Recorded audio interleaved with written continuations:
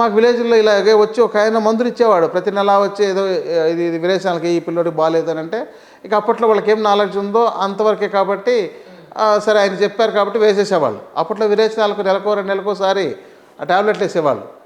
అది ఇది దానికోసం పారిపోయేవాళ్ళం.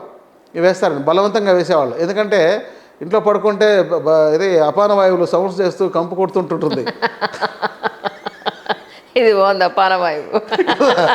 అది చూసి వీడికి నులిపురుగులు ఉన్నాయి వీడికి వచ్చిందని వాళ్ళు వేయాలని అంటుంటారు. వీడు సరిగా వెళ్తున్నాడో లేదో అని. అసలు ఈ విషయం ఎక్కడా లేదనమాట. అవును అవును. ఇక తర్వాత ఇప్పుడు ఫ్రీక్వెంట్గా దగ్గు జలుబు జ్వరాలు వస్తుంటాయండి. దీన్ని ఏం చేయాలో తెలియదు. ఇక వెళ్తుంటారు, యాంటీబయాటిక్స్ ఇస్తారా ఏమి ఇస్తారు వాడుతూ ఉంటున్నారు. అసలు పిల్లలకు ఏ ప్రాబ్లమ్స్ రాకూడదు, దగ్గు జలుబు జ్వరం కూడా రాకూడదు. సరే అది చెప్పొచ్చు మనకు టెస్ట్ పరంగా కొంతమంది వాదించవచ్చు.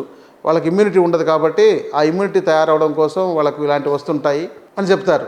కానీ మీరు ఆ ఇమ్యూనిటీ తయారవడానికి మీరు ముందు ఏం చేశారు అంటే ఏమీ లేదు. అబ్సల్యూట్లీ. కాబట్టి ఇప్పుడు వాళ్ళకు ఈ జలుబు నిరంతరం ఉంటుంటే 2 నెలలు 3 నెలల పాటు ఉండే వాళ్ళు కూడా ఉంటున్నారు. ఎప్పుడు వాళ్ళు వేస్తున్నా తగ్గదు, దగ్గు తగ్గదు.